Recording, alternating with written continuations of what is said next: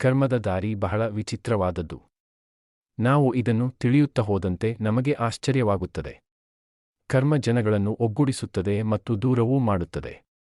ಕರ್ಮಫಲದ ಕಾರಣ ಒಬ್ಬ ಮನುಷ್ಯ ಜೀವನದಲ್ಲಿ ಏನೆಲ್ಲ ಗಳಿಸುತ್ತಾನೆ, ಶಕ್ತಿಶಾಲಿಯಾಗಿ ಬೆಳೆಯುತ್ತಾನೆ. ಆದರೆ ಅದೇ ಇನ್ನೊಬ್ಬ ಶಕ್ತಿಹೀನನಾಗಿರುತ್ತಾನೆ. ಒಬ್ಬ ಧನಿಕನಾದರೆ ಇನ್ನೊಬ್ಬ ಬಡವ. ಎಷ್ಟು ವಿಚಿತ್ರ! ಈ ಸಂಸಾರದಲ್ಲಿ ಆಗುತ್ತಿರುವ ಸಂಘರ್ಷ, ಪರಿವಾರದಲ್ಲಿರುವ ಕಲಹ, ಅಕ್ಕಪಕ್ಕದವರೊಡನೆ ಒದಗಿ ಬಂದ ಸಂಬಂಧ, ಯಾರು ನಮ್ಮ ಅಣ್ಣ, ತಮ್ಮ, ಅಕ್ಕ, ತಂಗಿ, ತಾಯಿ, ತಂದೆ, ಬಂಧು, ಬಳಗ, ಸ್ನೇಹಿತರು, ಶತ್ರುಗಳು ಎಲ್ಲವೂ ಕರ್ಮಾರಾಧಿತ ಕರ್ಮಫಲವಾಗಿದೆ. ಇದು ತಾರ್ಕಿಕ ವಿಷಯಕ್ಕೆ ನಿಲುಕದ್ದು. ಇದನ್ನು ಅರಿತಾಗ ಹೊರಗಿನ ಸಂಬಂಧಗಳು ಕಡಿದು ಅಂತರಂಗದ ಪ್ರಯಾಣ ಆರಂಭವಾಗುತ್ತದೆ. ನಮ್ಮ ಜೀವನದಲ್ಲಿ ಸಂಭವಿಸುವ ಒಳ್ಳೆಯ ಕೆಟ್ಟ ಘಟನೆಗಳು ನಮ್ಮ ಪ್ರಾರಬ್ಧ ಕರ್ಮಾನುಸಾರವೇ ನಡೆಯುತ್ತದೆ. ನಮ್ಮ ಸಮಯ ಚೆನ್ನಾಗಿದ್ದರೆ ನಮ್ಮ ವೈರಿಯೂ ಆತ್ಮೀಯನಂತೆ ವರ್ತಿಸುತ್ತಾನೆ. ಆದರೆ ಕಾಲ ಕೆಟ್ಟಾಗ ಗೆಳೆಯರೂ ಸಹ ಪರಮವೈರಿಯಂತೆ ಕಾಣುತ್ತಾರೆ. ಎಷ್ಟೆಲ್ಲ ಜನರಿಗೆ ನೀವು ಸಹಾಯ ಮಾಡಿರುತ್ತೀರಿ, ಆದರೆ ನಿಮ್ಮಿಂದ ಸಹಾಯ ಪಡೆದ ಜನ ಸಹ ನಿಮ್ಮನ್ನು ವೈರಿಯಾಗುತ್ತಾರೆ. ನಮ್ಮ ಕರ್ಮ ಚೆನ್ನಾಗಿದ್ದರೆ ಜೀವನದಲ್ಲಿ ನಾವು ಏನೂ ಮಾಡದೆ ಇದ್ದರೂ ಸಹಾಯ ಮಾಡುತ್ತಾರೆ.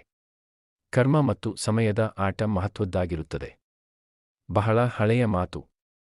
ಒಂದು ಊರಿನಲ್ಲಿ ಒಬ್ಬ ಬಡ ಬ್ರಾಹ್ಮಣನಿದ್ದ. ಆತ ಮಹಾನ್ ದೈವಭಕ್ತನಾಗಿದ್ದ. ಅವನಿಗೆ ಪೌರೋಹಿತ್ಯದ ಹೊರತಾಗಿ ಯಾವುದೇ ಗೊತ್ತಿರಲಿಲ್ಲ. ಬಂದ ಅಲ್ಪ ಹಣದಲ್ಲೇ ಆತ ತನ್ನ ಸಂಸಾರವನ್ನು ನಡೆಸುತ್ತಿದ್ದ.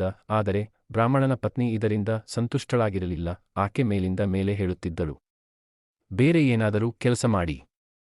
ಈ ಪೌರೋಹಿತ್ಯದಲ್ಲಿ ಕುಟುಂಬ ನಿರ್ವಹಣೆ ಬಹಳ ಕಷ್ಟವಾಗುತ್ತಿದೆ. ಅಲ್ಲದೆ ಈಗ ಪರಿವಾರವು ದೊಡ್ಡದಾಗುತ್ತಿದೆ. ಮೊದಮೊದಲು ಬ್ರಾಹ್ಮಣ ಪತ್ನಿಯ ಮಾತಿಗೆ ಹೆಚ್ಚು ಕಿವಿಗೊಡಲಿಲ್ಲ. ಹಾಗೆಯೇ ಮುಂದೆ ಹಾಕುತ್ತಿದ್ದ. ಆದರೆ ಪ್ರತಿ ದಿವಸ ಅವಳ ಮಾತು ಕೇಳಿ ಕೇಳಿ ಬೇಸರವಾಯಿತು. ಕಡೆಗೊಂದು ದಿನ ಬೇರೆಡೆ ಹೋಗಿ ಏನಾದರೂ ಉದ್ಯೋಗ ನೋಡುವ ನಿರ್ಣಯ ಮಾಡಿದ. ಅದರಂತೆ ತನ್ನ ಪ್ರಯಾಣದ ಬಗ್ಗೆ ಪತ್ನಿಗೆ ತಿಳಿಸಿದ. ಆಗ ಪತ್ನಿ ಸಂತೋಷದಿಂದ ಹೋಗುವ ದಾರಿಯಲ್ಲಿ ತಿನ್ನಲು ಬೇಯಿಸಿದೆರಡು ಆಲೂಗೆಡ್ಡೆಗಳನ್ನು ಉಪ್ಪಿನ ಜೊತೆ ಕಟ್ಟಿ ಕೊಟ್ಟಳು. ಬ್ರಾಹ್ಮಣ ಯಾವ ಕಡೆಗೆ ಹೋಗುವುದೆಂದು ನಿಶ್ಚಯಿಸಿರಲಿಲ್ಲ. ನಸುಕಿನಲ್ಲಿ ನಗರದ ದಾರಿ ಹಿಡಿದು ಹೊರಟ. ಅದು ಕಾಡಿನ ಮಾರ್ಗವಾಗಿತ್ತು. ನಡೆಯುತ್ತಾ ನಡೆಯುತ್ತಾ ಮಧ್ಯಾಹ್ನವಾಯಿತು. ಎಲ್ಲಿಯಾದರೂ ನೀರು ಕಂಡರೆ ಅಲ್ಲಿಯೇ ಸ್ನಾನ ಮಾಡಿದರಾಯಿತು ಎಂದುಕೊಂಡ. ಅನತಿ ದೂರ ಹೋಗುವುದರಲ್ಲಿ ಸ್ವಚ್ಛವಾದ ನೀರಿನ ಸರೋವರ ಕಾಣಿಸಿತು. ಬ್ರಾಹ್ಮಣ ಇಲ್ಲಿಯೇ ವಿಶ್ರಮಿಸಿಕೊಳ್ಳೋಣ ಎಂದುಕೊಂಡು ಒಂದು ಮರದ ಕೆಳಗೆ ಒರಗಿದ. ನಡೆದು ಸುಸ್ತಾಗಿತ್ತು. ಸ್ನಾನ ಮಾಡಿ ಮಲಗಿದ ಕೂಡಲ ಗಾಢ ನಿದ್ದೆ ಆವರಿಸಿತು. ಯೋಗಾಯೋಗದಿಂದ ಒಬ್ಬ ಋಷಿ ದಂಪತಿಗಳು ಅಲ್ಲಿಂದ ಹೋಗುತ್ತಿದ್ದರು. ಅವರ ದೃಷ್ಟಿ ಮರದ ಅಡಿಯಲ್ಲಿ ಮಲಗಿದ್ದ ಬ್ರಾಹ್ಮಣನ ಮೇಲೆ ಬಿದ್ದಿತು. ಬ್ರಾಹ್ಮಣನ ದಯನೀಯ ಸ್ಥಿತಿ ಕಂಡು ಋಷಿಪತ್ನಿಗೆ ಕನಿಕರವಾಯಿತು. ಆಕೆ ತನ್ನ ಪತಿಗೆ, ಸ್ವಾಮಿ, ನೀವು ಅತ್ಯಂತ ದಯಾಳುವಾಗಿದ್ದೀರಿ. ಎಲ್ಲರ ಕಷ್ಟ ಪರಿಹರಿಸುತ್ತೀರಿ. ನಿಮ್ಮ ಬಳಿ ಬಂದವರ ಜೀವನದಲ್ಲಿ ಸುಖ ಸಮೃದ್ಧಿ ತರುತ್ತೀರಿ. ಹಾಗೆ ಈ ಬಡ ಬ್ರಾಹ್ಮಣನ ಜೀವನದಲ್ಲೂ ನಗುವನ್ನು ತನ್ನಿರಿ. ಈತ ಒಂದು ಸಲ ನಿಮ್ಮನ್ನು ಭೇಟಿಯಾಗಲು ಬಂದಿದ್ದ. ಋಷಿಗಳು, ಹೇ ದೇವಿ, ನಿನ್ನದು ಅತ್ಯಂತ ಕೋಮಲವಾದ ಹೃದಯ. ಆದ ಕಾರಣ ಯಾವಾಗಲೂ ಇನ್ನೊಬ್ಬರಿಗೆ ಸಹಾಯ ಮಾಡಲು ತುದಿಗಾಲಿನಲ್ಲಿ ನಿಂತಿರುತ್ತಿ. ತ್ರಿಕಾಲದರ್ಶಿಯಾದ ಋಷಿಗಳೆಂದರು, ಹೋಗಲಿ ಬಿಡು, ಇದು ಎಲ್ಲ ಆತನ ಕರ್ಮದ ಫಲವಾಗಿದೆ. ಒಬ್ಬ ಮನುಷ್ಯ ಯಾವ ರೀತಿಯ ಕರ್ಮ ಮಾಡುತ್ತಾನೋ ಅದೇ ರೀತಿಯ ಫಲವನ್ನು ಪಡೆಯುತ್ತಾನೆ, ಅನುಭವಿಸುತ್ತಾನೆ. ಋಷಿಪತ್ನಿ, ಇಲ್ಲ, ನೀವು ಈತನ ಮೇಲೆ ದಯೆ ತೋರಲೇಬೇಕು. ತಮ್ಮ ಪತ್ನಿಯ ಒತ್ತಾಯಕ್ಕೆ ಋಷಿಗಳು ಮಲಗಿದ್ದ ಬ್ರಾಹ್ಮಣನ ಹತ್ತಿರ ಹೋದರು. ಬ್ರಾಹ್ಮಣನ ಊಟದ ಗಂಟು ಬಿಚ್ಚಿ ನೋಡಿದಾಗ 2 ಬೇಯಿಸಿದ ಆಲೂಗೆಡ್ಡೆಗಳು ಕಂಡವು. ಋಷಿಗಳು ತಮ್ಮ ತಪಶಕ್ತಿಯಿಂದ ಆಲೂಗೆಡ್ಡೆಗಳನ್ನು ಸಿಹಿಯಾದ ಉಂಡೆಗಳನ್ನಾಗಿ ಮಾಡಿದರು. ಪತ್ನಿಗೆ, ನಡೆ, ಮಾಡುವುದು ಮಾಡಿಯಾಗಿದೆ, ಹೋಗೋಣ. ನಿದ್ದೆಯಲ್ಲಿದ್ದ ಕಾರಣ ಬ್ರಾಹ್ಮಣನಿಗೆ ಇದಾವುದು ಗೊತ್ತಾಗಲಿಲ್ಲ. ಆತ ಕಣ್ಣು ಬಿಟ್ಟಾಗ 3 ಪ್ರಹರ ಕಳೆದಿತ್ತು.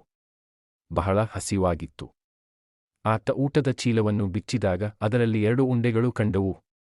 ಅವನ್ನು ನೋಡಿ ಬ್ರಾಹ್ಮಣನ ಹಸಿವು ಇನ್ನೂ ಹೆಚ್ಚಾಯಿತು.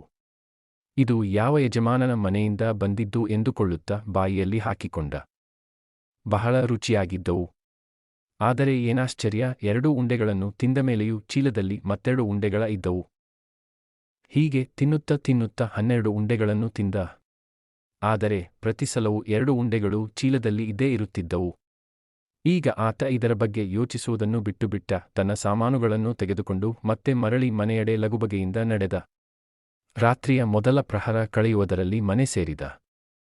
ಪತ್ನಿ ತನ್ನ ಪತಿ ಮರಳಿ ಬಂದದ್ದು ಕಂಡು ಕೋಪಗೊಂಡಳು. ಎಷ್ಟು ಹೇಳಿ ಕಳುಹಿಸಿದ್ದೆ, ಮತ್ತೆ ನೀವು ಮರಳಿ ಬಂದಿರಲ್ಲ ಎಂದು ಸಿಟ್ಟುಗೊಂಡಳು. ಬ್ರಾಹ್ಮಣ ತನ್ನ ಪತ್ನಿಗೆ, ನಿನ್ನದು ಮಾತ್ರ ಮಾತು ಹೇಳುತ್ತೀಯಾ? ಇಲ್ಲವೇ ಸ್ವಲ್ಪ ನನ್ನ ಮಾತು ಕೇಳುತ್ತೀಯಾ? ಈಗ ನಮ್ಮ ಕಷ್ಟದ ದಿನಗಳು ಹಾರಿ ಹೋಗಿವೆ. ನಾನು ನಿನಗೆ ಕೆಲವು ವಿಶೇಷವಾದ ವಸ್ತುಗಳನ್ನು ತಂದಿದ್ದೇನೆ, ಅದನ್ನು ನೋಡಿದರೆ ನಿನಗೆ ಬಹಳ ಸಂತೋಷವಾಗುತ್ತದೆ. ಅದೇನಾದರೂ ತೋರಿಸಿ. ನಾನು ನೋಡುತ್ತೇನೆ. ಬ್ರಾಹ್ಮಣ ಊಟದ ಗಂಟೆಯನ್ನು ತೆರೆದನು. ಒಳಗೆ ಆಕೆಗೆ 2 ಉಂಡೆಗಳು ಕಾಣಿಸುತ್ತವೆ. ಒಮ್ಮೆ ಉಂಡೆಗಳನ್ನು ನೋಡುತ್ತಾಳೆ, ಇನ್ನೊಮ್ಮೆ ಪತಿಯನ್ನು ನೋಡುತ್ತಾಳೆ. ಇದನ್ನು ನೋಡಿ ಆಕೆಗೆ ಇದು ಕೆಲವೊಂದು ವಿಚಿತ್ರವಾಗಿ ತೋರಿಸಿತು. ಬ್ರಾಹ್ಮಣ ಹೇಳಿದ, ತೆಗೆದುಕೊ, ತಿಂದು ನೋಡು. ಎಷ್ಟು ರುಚಿಯಾಗಿವೆ. ತಿಂದಳು. ಬಹಳೇ ರುಚಿಯಾಗಿದ್ದವು. ಆದರೆ 2 ಉಂಡೆಗಳನ್ನು ತಿಂದರು. ಮತ್ತೆರಡು ಉಂಡೆಗಳು ಆ ಚೀಲದಲ್ಲಿ ಇದ್ದವು. ಇಷ್ಟು ರುಚಿಕರವಾದ ಉಂಡೆಗಳನ್ನು ಆಕೆ ಎಂದೂ ತಿಂದಿರಲಿಲ್ಲ. ಎಷ್ಟು ತಿಂದರೂ ಮುಗಿಯುತ್ತಿರಲಿಲ್ಲ. ನಂತರ ಬ್ರಾಹ್ಮಣ ಕಾಡಿನ ಎಲ್ಲ ಸಂಗತಿಗಳನ್ನು ಹೇಳಿದ. ಪತ್ನಿ ಎಂದಳು, ನಾನಾದರೋ 2 ಬೇಯಿಸಿದ ಆಲೂಗೆಡ್ಡೆಗಳನ್ನು ಇಟ್ಟಿದ್ದೆ. ಆದರೆ ಈ ಉಂಡೆಗಳು ಎಲ್ಲಿಂದ ಬಂದವು? ಬ್ರಾಹ್ಮಣ, ಇದು ಪರಮಾತ್ಮನ ಕೃಪೆಯೆಂದು ಹೇಳಿದ. ಮಲಗಿದ್ದ ಕಾರಣ ಆತನಿಗೆ ಉಂಡೆಗಳು ಚೀಲದಲ್ಲಿ ಬಂದ ರೀತಿ ಗೊತ್ತಿರಲಿಲ್ಲ. ಋಷಿಗಳು ಮಾಡಿದ ಸಹಾಯದ ಅರಿವು ಇರಲಿಲ್ಲ.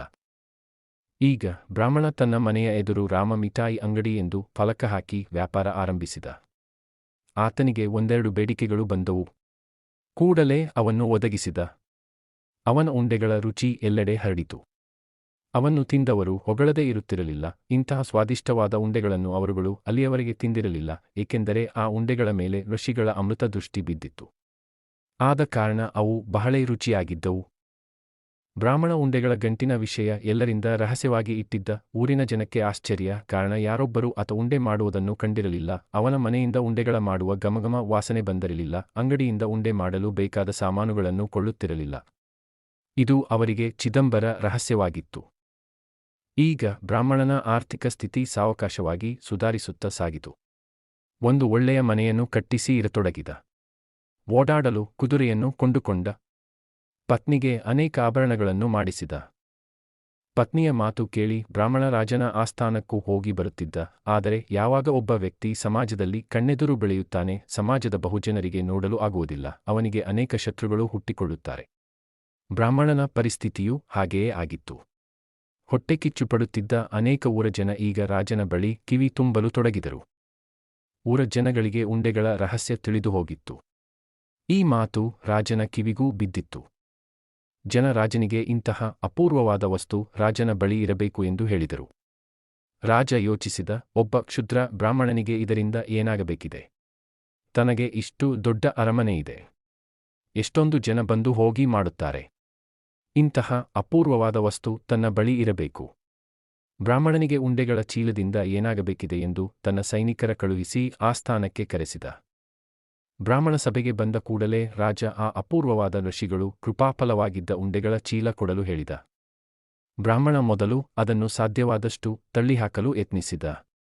ಆದರೆ ರಾಜನ ಮಾತನ್ನು ಮೀರುವುದು ಸಾಧ್ಯವಿರಲಿಲ್ಲ. ಒಬ್ಬ ಅಸಹಾಯಕ ಬ್ರಾಹ್ಮಣನ ಬಳಿ ರಾಜನ ಆಜ್ಞೆಯನ್ನು ಉಲ್ಲಂಘಿಸುವ ಶಕ್ತಿಯಿರಲಿಲ್ಲ. ಕಡೆಗೆ ಮನಸ್ಸನ್ನು ಗಟ್ಟಿ ಮಾಡಿಕೊಂಡು ಚೀಲವನ್ನು ರಾಜನಿಗೆ ಒಪ್ಪಿಸಿದ. ಏಕೆಂದರೆ ಕೊಡದಿದ್ದರೆ ಅರಸ ಬಲಪ್ರಯೋಗದಿಂದ ಕಿತ್ತುಕೊಳ್ಳುತ್ತಿದ್ದ.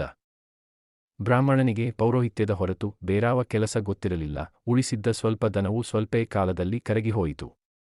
ಆತನ ಪತ್ನಿ ಹಾಗೂ ಮಗ ಈಗ ಹೆಚ್ಚು ಖರ್ಚು ಮಾಡುವವರಾಗಿದ್ದರು. ಅವರ ಜೀವನ ಶೈಲಿ ಬದಲಾಗಿತ್ತು. ಬ್ರಾಹ್ಮಣನಿಗೆ ಪತ್ನಿಯ ಮಾತು ಕೇಳಿ ರಾಜನ ಜೊತೆ ಸ್ನೇಹ ಬೆಳೆಸಿದ್ದರ ದುಃಖವಾಯಿತು. ಪತ್ನಿಗೂ ಸಹ ಬಹಳ ದುಃಖವಾಗಿತ್ತು. ಅವರ ಬೆಳವಣಿಗೆ ಸಹಿಸದೆ ದ್ವೇಷಿಸುತ್ತಿದ್ದ ಜನ ಈಗ ಅವಕಾಶ ಸಿಕ್ಕಾಗಲೆಲ್ಲ ಅವಹೇಳನ ಮಾಡುತ್ತಿದ್ದರು. ಪತ್ನಿ ಮಗುದೊಮ್ಮೆ ಅದೇ ಸ್ಥಾನಕ್ಕೆ ಹೋಗಿ ಪರಮಾತ್ಮನ ಕೃಪೆಯಾಗಬಹುದು ಎಂದು ಸಲಹೆ ನೀಡಿದಳು. ಹಲವು ಬಾರಿ ಹೇಳಿದ ನಂತರ ಬ್ರಾಹ್ಮಣ ಹೋಗಲು ಒಪ್ಪಿಕೊಂಡ. ಮೊದಲಿನಂತೆ ಆಕೆ ಬ್ರಾಹ್ಮಣನಿಗೆ ಪ್ರಯಾಣಕ್ಕೆ ಬೇಕಾದಂತೆ ಎಲ್ಲ ಅನುಕೂಲ ಮಾಡಿಕೊಟ್ಟಳು. ಬೆಳಗಾಗುತ್ತಿದ್ದಂತೆ ಬ್ರಾಹ್ಮಣ ಪ್ರಯಾಣ ಹೊರಟ. ಮಧ್ಯಾಹ್ನದ ಹೊತ್ತಿಗೆ ಅದೇ ಸರೋವರ ಮುಟ್ಟಿದ. ಕೆಲವು ವರ್ಷಗಳ ಹಿಂದೆ ಯಾವ ಮರದಡಿಯಲ್ಲಿ ನಿದ್ದೆ ಹೋಗಿದ್ದನೋ, ಸ್ನಾನವಾದ ನಂತರ ಅದೇ ಮರದಡಿಯಲ್ಲಿ ಮಲಗಿದ. ದಣಿವಾಗಿದ್ದರಿಂದ ಕೂಡಲೇ ನಿದ್ದೆ ಬಂದಿತು. ಯೋಗಾಯೋಗದಿಂದ ಮೊದಲಿನಂತೆ ಅದೇ ಋಷಿ ದಂಪತಿಗಳು ಅಲ್ಲಿಂದ ಸಾಗುತ್ತಿದ್ದರು. ಪತ್ನಿಯ ದೃಷ್ಟಿ ಮತ್ತೆ ಬ್ರಾಹ್ಮಣನ ಮೇಲೆ ಬಿದ್ದಿತು. ಕೂಡಲೇ ಆಕೆಗೆ ಹಿಂದಿನ ಸಲದ ಘಟನೆ ನೆನಪಾಯಿತು. ಆಕೆ ಕೂಡಲೇ ತನ್ನ ಪತಿಗೆ, ಸ್ವಾಮಿ, ನಿಮಗೆ ನೆನಪಿರಬಹುದು. ಹೀಗೆ ಕೆಲವು ವರ್ಷಗಳ ಹಿಂದೆ ಇಲ್ಲಿಂದ ಸಾಗಿ ಹೋಗಬೇಕಾದರೆ ಯಾವ ಬ್ರಾಹ್ಮಣನಿಗೆ ಸಹಾಯ ಮಾಡಿದ್ದಿರೋ ಈತ ಅದೇ ಬ್ರಾಹ್ಮಣನಾಗಿದ್ದಾನೆ. ಆದರೆ ಆತನ ಪರಿಸ್ಥಿತಿಯಲ್ಲಿ ಏನೂ ಬದಲಾವಣೆ ಆಗಿಲ್ಲ. ಏಕೆ? ಋಷಿಗಳಿಗೆ ಬ್ರಾಹ್ಮಣನ ಪರಿಸ್ಥಿತಿ ಗೊತ್ತಿತ್ತು. ಉಂಡೆಗಳ ಚೀಲ ಯಾರ ಬಳಿಯಿದೆ ಎನ್ನುವುದು ಗೊತ್ತಿತ್ತು. ಪತ್ನಿಯ ಮಾತಿನಂತೆ ಋಷಿಗಳು ತಮ್ಮ ಮಂತ್ರೋಚ್ಚಾರಣೆಯಿಂದ ಅವನ ಚೀಲದಲ್ಲಿ ಉಂಡೆಗಳ ಬದಲಾಗಿ ಈ ಸಲ 2 ಇಟ್ಟಿಗೆಗಳನ್ನು ಇಟ್ಟರು. ಇದನ್ನು ಕಂಡು ಋಷಿ ಪತ್ನಿಗೆ ಏನೂ ಹೇಳಲು ತೋಚಲಿಲ್ಲ. ಪತಿಯ ಕೃತಿ ಕಂಡು ಏನು ಹೇಳಬೇಕೆಂದು ತಿಳಿಯದಾಗಿತ್ತು. ಆದರೆ ಆಕೆಗೆ ಗೊತ್ತಿತ್ತು, ಇವರು ಮಾಡುವ ಪ್ರತಿಯೊಂದು ಕೃತಿಯೂ ಇನ್ನೊಬ್ಬರ ಒಳಿತು ಮಾಡುತ್ತದೆಯೆಂದು. ಇದಾದ ನಂತರ ಋಷಿ ದಂಪತಿಗಳು ಅಲ್ಲಿಂದ ಹೊರಟು ಹೋದರು. ಕೆಲ ಸಮಯದ ನಂತರ ಬ್ರಾಹ್ಮಣನಿಗೆ ಎಚ್ಚರವಾಯಿತು. ಆತ ಊಟದ ಗಂಟು ಬಿಚ್ಚಿದ ಕೂಡಲೇ ಒಂದು ಇಟ್ಟಿಗೆ ಹೊರಬಂದು ಬಲವಾಗಿ ಅವನ ತಲೆಗೆ ಬಡಿಯಿತು. ಆ ಏಟಿಗೆ ಅವನ ಕಣ್ಣುಗಳಿಂದ ನೀರು ಬಂದವು. ಆತ ಮೂರ್ಛಿತನಾಗಿ ಅಲ್ಲಿಯೇ ಒರಗಿದ. ಅರ್ಧ ಗಂಟೆಗಳ ನಂತರ ಅವನಿಗೆ ಎಚ್ಚರವಾಯಿತು. ಇದೇನೆಂದು ಬ್ರಾಹ್ಮಣನಿಗೆ ಆಶ್ಚರ್ಯವಾಯಿತು. ಇಟ್ಟಿಗೆಯ ಏಟಿಗೆ ಉದಿಕೊಂಡಿತ್ತು. ಆತನಿಗೆ ಋಷಿಗಳ ಕೃಪೆ ಕಂಡು ನಗು ಬಂದಿತು. ಹಾಗೆಯೇ ಸಿಟ್ಟು ಬಂದಿತು. ಅವನ ಗಂಟಿನಲ್ಲಿ ಈಗಲೂ 2 ಇಟ್ಟಿಗೆಗಳು ಇದ್ದವು.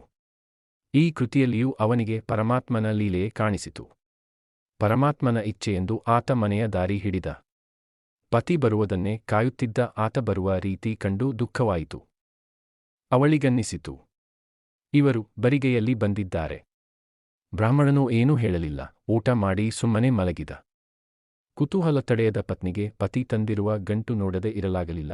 ಸರಿ ರಾತ್ರಿಯ ಹೊತ್ತು ಗಂಟು ತೆಗೆಯುತ್ತಿದ್ದಂತೆ ಒಂದು ಇಟ್ಟಿಗೆ ಹಾರಿ ಬಂದು ಆಕೆಯ ತಲೆಗೆ ಬಡಿಯಿತು. ಆಕೆ ನೋವಿನಿಂದ ಚೀರಿದಳು. ಕೂಡಲೇ ಅದನ್ನು ಮೊದಲಿನಂತೆ ಕಟ್ಟಿ ಹಿಂದೆ ಸರಿದಳು. ಏನೂ ಮಾತನಾಡದೆ ಸುಮ್ಮನೆ ಮಲಗಿದಳು. ಬೆಳಗ್ಗೆ ಎದ್ದಾಗ ಒಬ್ಬರೊಬ್ಬರ ಮುಖ ನೋಡಿದಾಗ ಇಬ್ಬರಿಗೂ ಅರ್ಥವಾಗಿತ್ತು. ಆದರೆ ಯಾರೊಬ್ಬರೂ ಏನೂ ಹೇಳಲಿಲ್ಲ. ಸ್ವಲ್ಪ ಆರಾಮವಾದ ನಂತರ ಬ್ರಾಹ್ಮಣ ಕುಳಿತು ಇದರ ಬಗ್ಗೆ ಯೋಚಿಸಿದ. ಈ ವರದಾನದ ಉದ್ದೇಶವಾದರೂ ಏನಿರಬಹುದು ಎಂದು ಚಿಂತಿಸಿದ.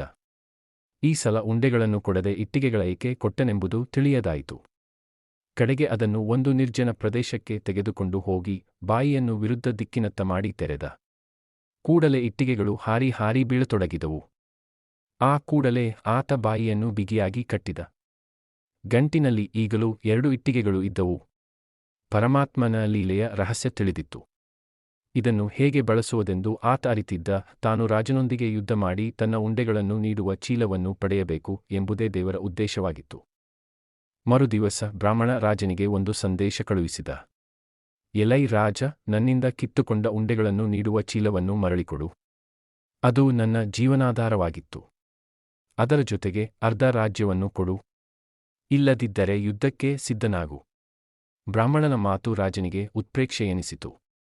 ಆತ ತನ್ನ 100 ಸೈನಿಕರನ್ನು ಕಳುಹಿಸಿ ಬ್ರಾಹ್ಮಣನನ್ನು ಬಂಧಿಸಿ ತರಲು ಹೇಳಿದ. ಅವರೆಲ್ಲ ಅತಿ ಹುರುಪಿನಿಂದ ಬ್ರಾಹ್ಮಣನ ಬಳಿ ಬಂದು ಮನೆಯಿಂದ ಹೊರಬರಲು ಹೇಳಿದರು. ಮುಂದಾಗುವುದನ್ನು ಅರಿತಿದ್ದ ಬ್ರಾಹ್ಮಣ ಮೊದಲೇ ತಯಾರಾಗಿದ್ದ. ಬ್ರಾಹ್ಮಣ ಸೈನಿಕರು ಬರುವ ಮೊದಲೇ ಇಟ್ಟಿಗೆಯ ಚೀಲದೊಂದಿಗೆ ಮನೆಯ ಕುಳಿತಿದ್ದ. ಆತ ಸೈನಿಕರಿಗೆ ಸುಮ್ಮನೆ ಮರಳಿ ಹೋಗಲು ತಿಳಿಸಿದ. ಆದರೆ ಸೈನಿಕರ ನಾಯಕ ಅವನನ್ನು ಬಂಧಿಸಲು ಮುಂದಾದಾಗ ಬ್ರಾಹ್ಮಣ ಚೀಲದ ಬಾಯಿ ಸೈನಿಕರ ಕಡೆ ಮಾಡಿ ತೆರೆದ. ಕೂಡಲೇ ಚೀಲದಿಂದ ಇಟ್ಟಿಗೆಗಳು ಹಾರಿ ಹಾರಿ ಬಂದು ಸೈನಿಕರನ್ನು ಹಣ್ಣುಗಾಯಿ ನೀರುಗಾಯಿ ಮಾಡಿದವು. ಅನೇಕರು ಮೂರ್ಛೆ ಹೋದರು. ಕಡೆಗೆ ಸೈನಿಕರು ಏನೂ ಮಾಡಲಾರದೆ ರಾಜನ ಬಳಿಗೆ ಹೋಗಿ ವಿಷಯ ತಿಳಿಸಿದರು. ಇಂತಹ ಯುದ್ಧವನ್ನು ಅವರೆಂದು ಕಂಡಿರಲಿಲ್ಲ, ಕೇಳಿಯೂ ಇರಲಿಲ್ಲ. ರಾಜ ಈಗ ಕೋಪದಿಂದ ತನ್ನ ಸೇನಾಪತಿಯೊಂದಿಗೆ ಸೈನ್ಯವನ್ನು ಬ್ರಾಹ್ಮಣನನ್ನು ಬಂಧಿಸಿ ತರಲು ಕಳುಹಿಸಿದ. ಬ್ರಾಹ್ಮಣ ಆಗಲೇ ಮುಂದಿನ ಯೋಜನೆ ತಯಾರಿಸಿದ್ದ. ಆತ ಊರ ಹೊರಗಿನ ಒಂದು ಎತ್ತರವಾದ ಪ್ರದೇಶದ ಮೇಲೆ ಹೋಗಿ ಕುಳಿತುಕೊಂಡಿದ್ದ. ಸೈನಿಕರು ಅವನನ್ನು ಬಂಧಿಸಲು ಹತ್ತಿರ ಬರುತ್ತಿದ್ದಂತೆ ಹಿಂದಿನಂತೆ ಚೀಲದ ಬಾಯಿ ತೆರೆದ. ಇಟ್ಟಿಗೆಗಳು ಹಾರಿ ಹಾರಿ ಬಂದು ಸೈನಿಕರಿಗೆ ಬಡೆಯತೊಡಗಿದವು. ಇದರ ಏಟಿಗೆ ತತ್ತರಿಸಿದ ಸೈನಿಕರು ಮೂರ್ಛೆ ಹೋದರು. ಅವರ ಬಳಿ ಇಂತಹ ಅಸ್ತ್ರದೊಂದಿಗೆ ಹೋರಾಡುವ ಯಾವುದೇ ಶಸ್ತ್ರವಿರಲಿಲ್ಲ. ಇಟ್ಟಿಗೆಯ ಸುರಿಮಳೆಯೇ ಆಗುತ್ತಿತ್ತು. ಸೈನಿಕರು ಬಿಟ್ಟ ಬಾಣಗಳು ಕೆಲಸಕ್ಕೆ ಬರುತ್ತಿರಲಿಲ್ಲ. ಕಡೆಗೆ ನೋವಿನಿಂದ ಸೈನಿಕರು ಓಡಿಹೋದರು. ರಾಜನಿಗೆ ಈ ವಿಚಿತ್ರ ಸಮಾಚಾರ ತಿಳಿಯಿತು. ಕೂಡಲೇ ಆತ ಸಭೆ ಕರೆದು ವಿಚಾರ ವಿಮರ್ಶೆ ಮಾಡಿದ. ಇದನ್ನು ಹೇಗೆ ಎದುರಿಸುವುದೆಂಬುದ ಕುರಿತು ಚರ್ಚೆಯಾಗಿತ್ತು. ಎಲ್ಲ ಸಭಾಸದರು ಸಂಧಿ ಮಾಡಿಕೊಳ್ಳುವುದೆಂದು ಹೇಳಿದರು. ಅವರಿಗೆ ರಾಜ ಬಲವಂತವಾಗಿ ಬ್ರಾಹ್ಮಣನ ಚೀಲ ತೆಗೆದುಕೊಂಡಿದ್ದು ಗೊತ್ತಿತ್ತು. ಈಗ ದೈವಿ ಶಕ್ತಿ ಬ್ರಾಹ್ಮಣನಿಗೆ ಸಹಾಯ ಮಾಡುತ್ತಿದೆ, ಆದ್ದರಿಂದ ಸಂಧಾನವೇ ಸರಿಯೆಂದು ಹೇಳಿದರು. ರಾಜ ಕಡೆಗೆ ಬ್ರಾಹ್ಮಣನ ಬಳಿ ಶಾಂತಿದೂತನನ್ನು ಕಳುಹಿಸಿದ. ಬ್ರಾಹ್ಮಣ ಮತ್ತೆ ತನ್ನ ಮೊದಲಿನ ಷರತ್ತುಗಳನ್ನು ಮುಂದಿಟ್ಟ. ಇದಕ್ಕೆ ಒಪ್ಪಿಕೊಂಡರೆ ಸಂಧಿ ಮಾಡಿಕೊಳ್ಳೋಣ, ಇಲ್ಲದಿದ್ದರೆ ಯುದ್ಧವೇ ದಾರಿ ಎಂದು ಹೇಳಿ ಕಳುಹಿಸಿದ. ರಾಜ ಮತ್ತೇನು ಮಾಡಲಾರದೆ ಬ್ರಾಹ್ಮಣನಿಗೆ ಅವನ ಚೀಲವನ್ನು ಸನ್ಮಾನಪೂರ್ವಕವಾಗಿ ಕಳುಹಿಸಿದ ಮತ್ತು ಅರ್ಧ ರಾಜ್ಯವನ್ನು ಕೊಟ್ಟ. ಬ್ರಾಹ್ಮಣ ಇದನ್ನು ದೇವರ ಕೃಪೆಯೆಂದು ತಿಳಿದಿದ್ದ. ಅವನಿಗೆ ಋಷಿಗಳು ಮಾಡಿದ ಸಹಾಯದ ಬಗ್ಗೆ ಗೊತ್ತಿರಲಿಲ್ಲ. ಬ್ರಾಹ್ಮಣ ತನ್ನ ರಾಜ್ಯದಲ್ಲಿ ಜನಹಿತಕಾರಿ ಕಾರ್ಯಕ್ರಮಗಳನ್ನು ರೂಪಿಸಿದ. ಕಡೆವರೆಗೆ ಸುಖವಾಗಿ ಬಾಳಿದ. ಬ್ರಾಹ್ಮಣನ ಈ ಒಳ್ಳೆಯ ಗುಣಕ್ಕಾಗಿಯೇ ಋಷಿಗಳು ಆತನಿಗೆ ಸಹಾಯ ಮಾಡಿದ್ದರು. ಆ ರಾಜನ ಬಳಿಯಾದರೋ ಬಹಳ ಸಂಪತ್ತು ಇತ್ತು. ಆದರೂ ಆತ ಈ ಬ್ರಾಹ್ಮಣನ ವಸ್ತುವನ್ನು ಅಪಹರಿಸಿದ್ದ. ಆದ್ದರಿಂದ ದೇವರು ಅವನ ಮೇಲೆ ಕೋಪಗೊಂಡಿದ್ದ. ಬ್ರಾಹ್ಮಣನ ಕರ್ಮಗಳು ಒಳ್ಳೆಯದಾಗಿದ್ದವು. ಆದ್ದರಿಂದ ದೇವರು ಅವನ ಜೊತೆ ಇದ್ದ. ಕರ್ಮ ಹೇಗೆ ತನ್ನ ಲೆಕ್ಕಾಚಾರ ಮಾಡಿ ತಕ್ಕ ಫಲ ಕೊಡುವುದೋ ಯಾರಿಗೂ ಗೊತ್ತಿಲ್ಲ, ಆದರೆ ತನ್ನ ಫಲವನ್ನು ಮಾತ್ರ ನೀಡಿಯೇ ನೀಡುತ್ತದೆ. ನಾವು ಯಾವ ಬೀಜವನ್ನು ಬಿತ್ತುತ್ತೇವೆಯೋ ಅದೇ ಫಲವನ್ನು ಪಡೆಯುತ್ತೇವೆ. ಇವತ್ತಲ್ಲ ನಾಳೆ ಕರ್ಮದ ಫಲ ಉಣ್ಣಲೇಬೇಕು. ಆದ್ದರಿಂದ ಯಾವುದೇ ಕೆಲಸ ಮಾಡಬೇಕಾದರೂ ಚೆನ್ನಾಗಿ ಯೋಚಿಸಿ ಕೆಲಸ ಮಾಡಬೇಕು. ನಾಳೆ ಮಾಡಿದ ಕರ್ಮದಿಂದ ನಿಮಗೆ ಕಷ್ಟವಾಗುವಂತಹ ಯಾವುದೇ ಕರ್ಮವನ್ನು ಮಾಡಬೇಡಿ.